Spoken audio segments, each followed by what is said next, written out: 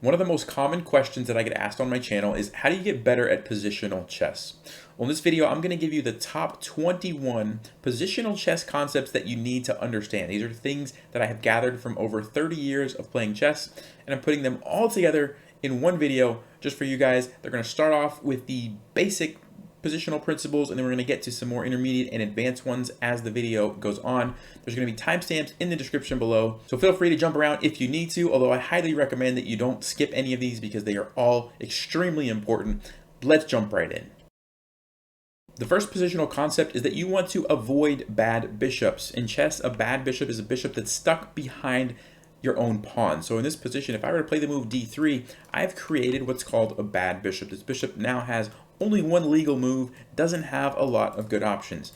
A much better idea would be to play bishop to c4 and then play d3, because now my bishop has lots of options and it's a good bishop, not a bad bishop. So avoid bad bishops. The second positional concept is that isolated pawns can be very good targets. An isolated pawn is a pawn that has no pawns on the adjacent file. So this is an isolated pawn, this is an isolated pawn, this is an isolated pawn, and these are called double isolated pawns. They're very good targets because they can't be protected by another pawn. This pawn is well defended by this one. If this one gets attacked, you can move it here, and now it's defended by this one, and you can see how they can really help each other. Isolated pawns cannot do that, so they make very good targets. The third principle is very similar, but double isolated pawns, like this, when they're two pawns on the same file, are even better targets, because not only can this pawn, for example, not be defended, it also can't even move because it's being blocked by its own pawn, so they're even worse. And that can be a very good strategy, not just in an endgame like this, but even during the middle game. If you see double isolated pawns or isolated pawns, you can probably try to attack those and they're going to be very weak. The next principle is that rooks should strive to control open files. You see in this position, white is controlling this E file, black is controlling this D file. The reason controlling open files is so good is because it gives your rook all sorts of options. We can come down here on the 7th rank if we want. We can come over here and try to come over here to attack maybe some of these pawns. Lots of options. Black can also do the same thing, go to wherever they want to go. So whoever controls the open file usually has the advantage. This is particularly true in endgames, and this is what you want to be paying attention to with your rooks. The next principle is that you should never trade one of your good bishops for your opponent's bad knights. In this example, this is a very strong bishop. It's fianchettoed, and it's controlling a lot of these important central squares. It's also very nicely hidden behind the pawns and can't really be harassed. If you were to trade that bishop for this knight, that would be a crucial mistake. Not only are you losing your very powerful bishop, which was controlling so many squares, you're taking it for black's knight, which wasn't really doing a whole lot, and additionally you've now have black's annoying bishop that you really have no way to deal with because you've gotten rid of your bishop that was controlling that diagonal. So don't trade a good bishop like this for a bad knight that's not really doing a lot. The next principle is very similar, but it's kind of the opposite of that. Never trade a good knight for a bad bishop. In this case, our knight on d6 is extremely strong. It is an outpost, so it's defended by these pawns. It can't be attacked by any of black's pawns because they've already been moved forward. And if we were to trade this knight for this bishop, that would be a terrible mistake. Our knight is doing so much, and black's bishop is hardly doing anything. So do not make a move like this, or you're just handing the advantage back to your opponent. Always want to keep those really strong knights. Don't trade them off. And while we're talking about trading, the next principle is that you should always look to trade your bad pieces for your opponent's good pieces. In this position, black's knight on d4 is very strong. It's well defended. We can't harass it with our pawns because they've already been moved forward, and it's controlling a lot of squares on our side of the board. We also have this knight here, though, that's not really doing a whole lot. It's on the back rank. It's kind of not very good. So if we could trade those two pieces off, guess who that's going to benefit? It's going to benefit us, of course. So if we move knight to c2 and then take the knight, or even knight to f3 and then take the knight, and knight f3, we could get pinned. So that's probably not the move I would play, but knight c2 looks like a really good move. Trade it off, and we have successfully traded our bad knight for black's good knight.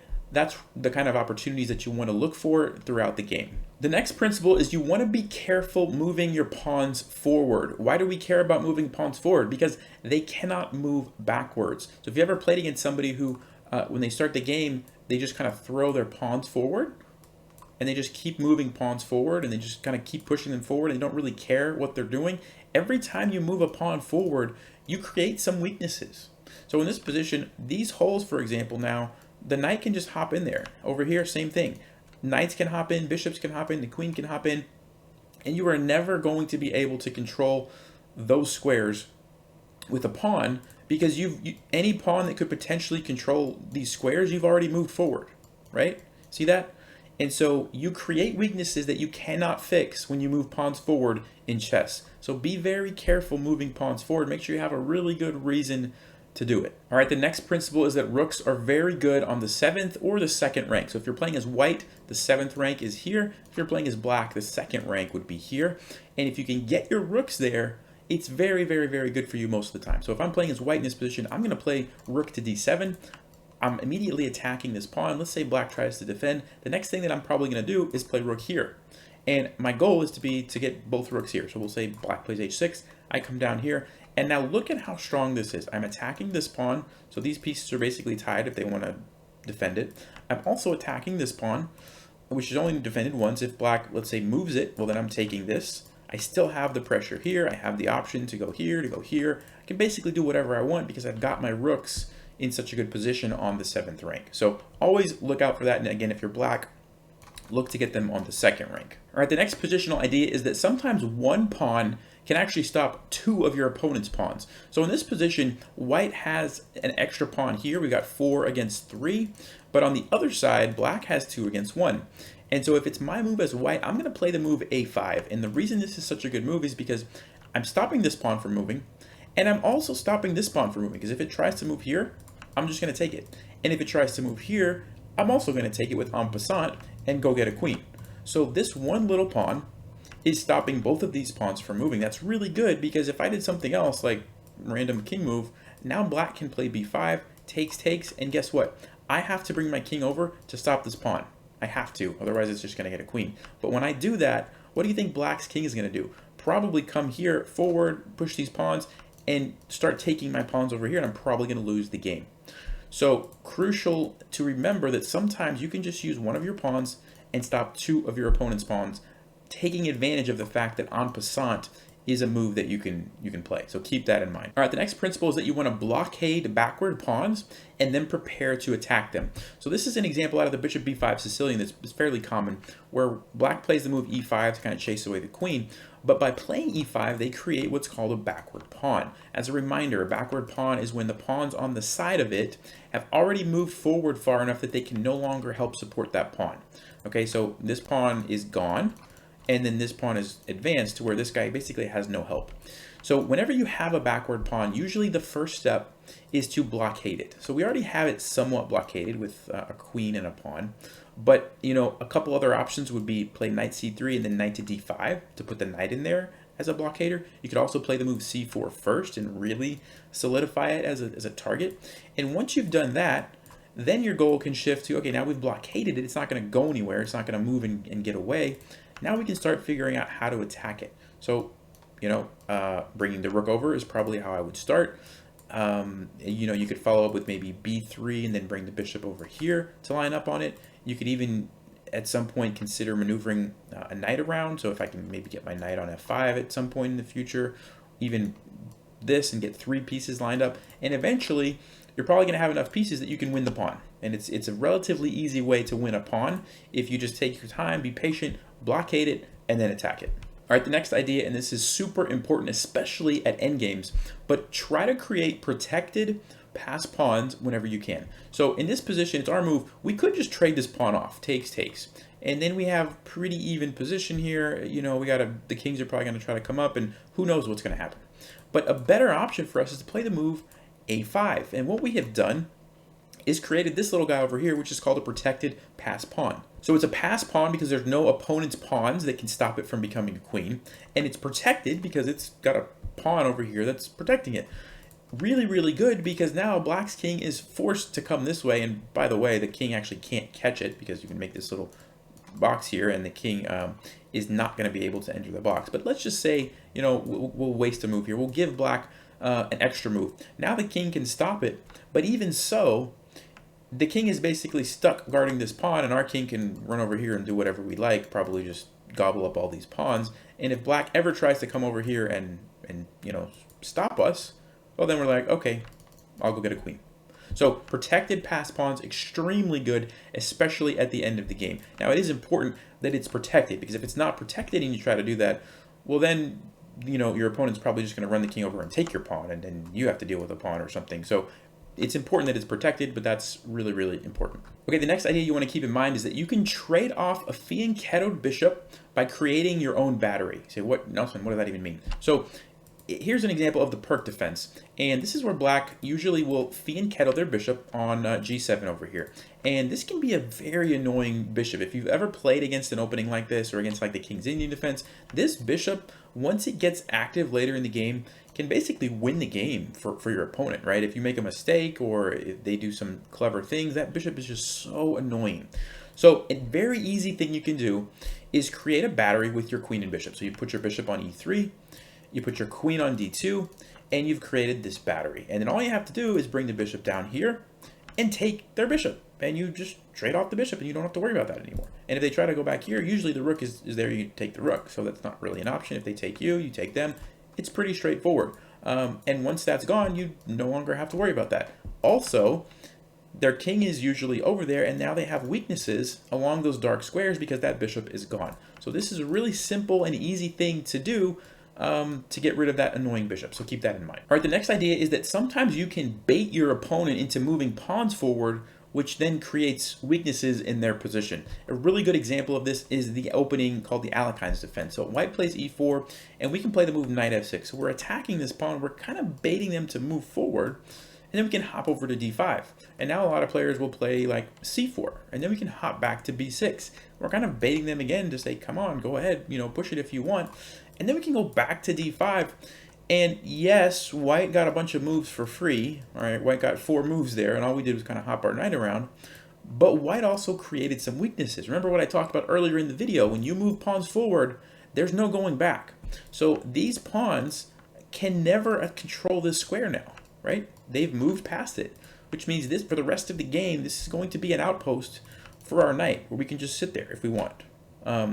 And so there's a trade-off. I mean, obviously white has a little more space than we do, but the weaknesses are real, and we can take advantage of those if we know what we're doing. So this is just one example. This can come up in a lot of different ways, but look for ways to bait your opponent to moving their pawns forward, and then take advantage of the weaknesses that are left behind after those pawns move. All right, the next principle is that a good knight on an outpost a lot of times can be worth a rook. So as you know, knights are 3 points and rooks are 5 points.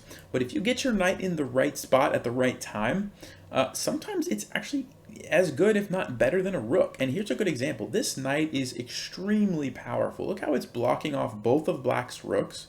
It's also controlling the square that the rook might like to go to control this file.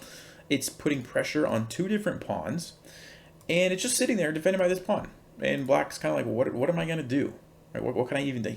Black can hardly move any pieces because that one knight there. So if you can ever get your knight on an outpost, and this is an outpost because there's no pawns that can attack it.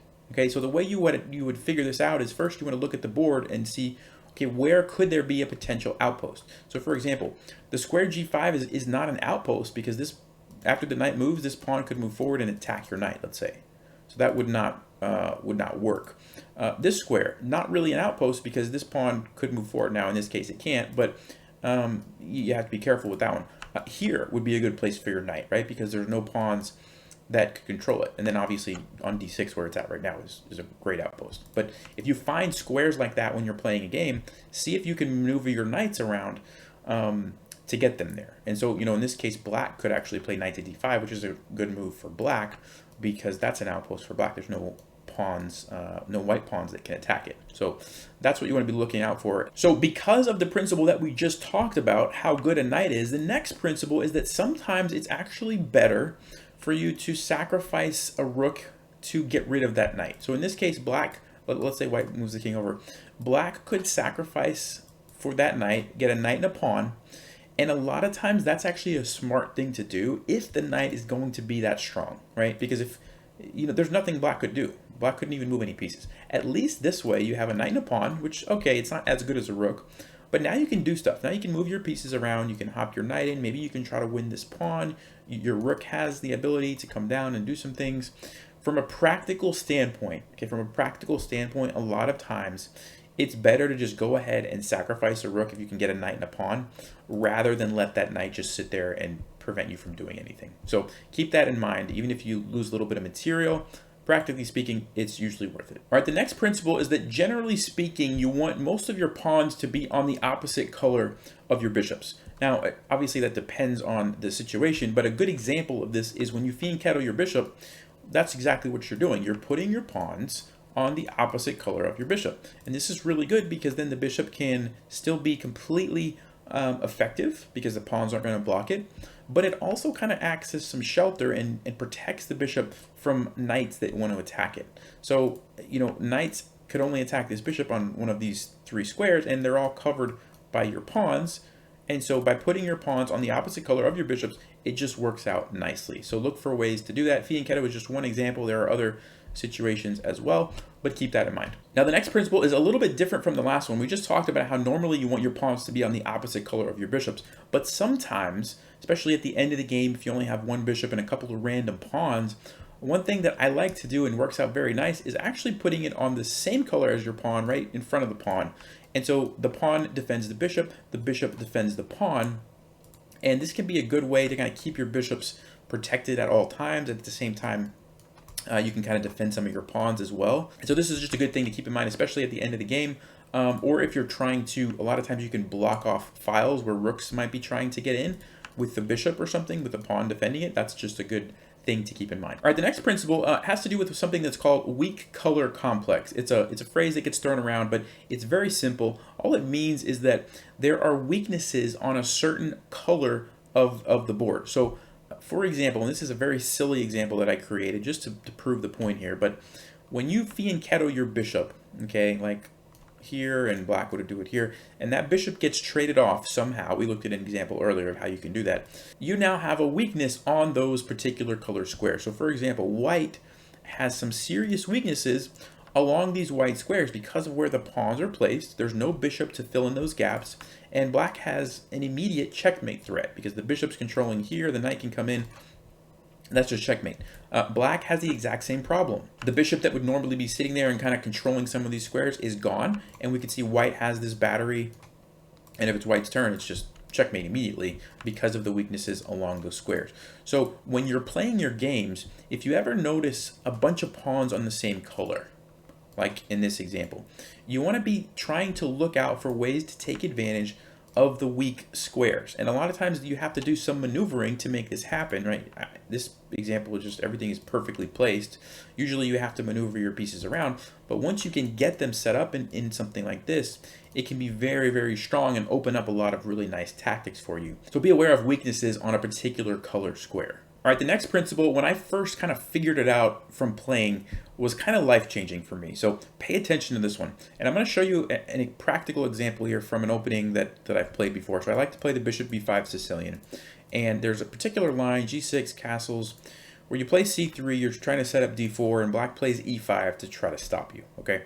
And you can do this one little, it's kind of like a gambit because you're giving away a pawn here, but you play d4 anyway. You let black capture it, and then you play the move bishop to f4. Now, here is the principle that this move kind of illustrates, and this is what you're going to go for. After black plays something normal like knight g7, you're going to play the move bishop to d6, okay? This is what you want to remember. The principle is this. If you can blockade your opponent's pawns to hinder their development, it's usually really, really, really good from a positional standpoint, okay? So here's a position where there's no immediate tactical advantage for white. White has no tactics that are just going to win the game or anything like that.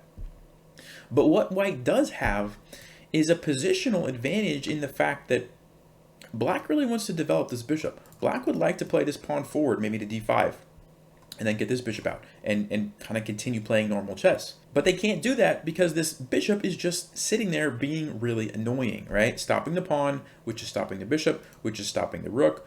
Now black maybe could try to come around this way and develop the bishop, but it's not that easy. If black tries to castle, there's this annoying pin on the knight.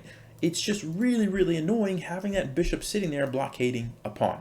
So keep that in mind. Whenever you have an opportunity, sometimes it's a bishop, sometimes it's a knight, to blockade a pawn, it's usually really, really good. Okay, so just keep that in mind and look for opportunities. Now, sometimes it's even better. Like for example, let's just make a bad move for black here, like knight h6, just to illustrate the concept. Now, when we play bishop d6, it's even better because now we're actually preventing black from castling. Remember, you can't castle through check. So sometimes this happens as well. And like I said, it's even better. So just keep an eye out for those. There's lots of opportunities where this happens, particularly if you can blockade a D or an E pawn before the opponent gets a chance to move it.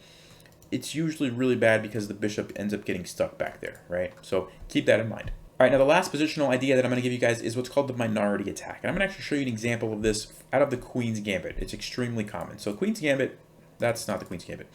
Queen's Gambit is d4, d5, c4, and then when you have Queen's Gambit declined, the pawn structure that arises very often is something like this, okay, where you capture, black recaptures with the pawn, and black has these 4 pawns here, and you just have 2 pawns over here, you know, on the queen side. And then the game, you know, might go something like this, okay? Minority attack happens in a case like this where you decide you're going to push these 2 pawns forward and try to create a weakness in black's camp. And the way it works is like this. If, let's just say hypothetically, you had unlimited time.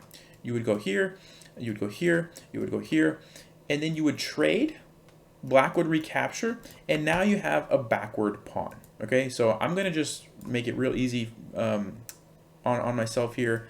I'm not going to do anything for black except just make some random moves. Let's, I don't know, we'll move, yeah, we'll say h6, we take, and then we trade. Okay, so what we have done is traded this pawn for this pawn, and now this, if you remember, is a backward pawn, and now we can pile up on it. Probably, remember, blockade the backward pawn first, bring our rook over, I don't know what black's going to do, line up on it, and eventually try to win that pawn. Probably the knight can come in, and we're just going to try to take that pawn, okay? And we created that backward pawn by pushing our b pawn up and capturing. Now, I wasn't making the best moves for black, obviously.